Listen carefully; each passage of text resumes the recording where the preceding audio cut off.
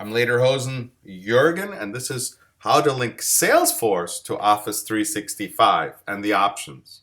So you can, once you've got the Office 365 linking out, like I showed you in another video, here you'll have the option in Salesforce to keep it in Salesforce or to send it through and just record in 365. This is what will happen. Once your administrator enables this, well, your administrator doesn't even have to enable it. You just have to have Lightning, and then you have to have the link. Just allow the link, Outlook to Lightning link. The next thing you'll see in a record is this. Yes, connect to Office 365.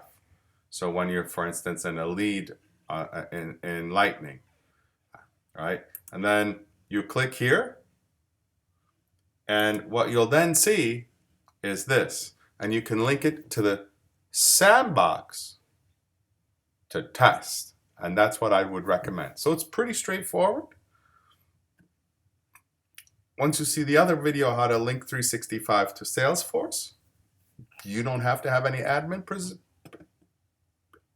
privileges, nothing. Then you'll have this show up in Salesforce and link it that way. So this way you'll both be in Salesforce and in Outlook, actually in 365. Enjoy the video. Thank you so much. I hope this helped.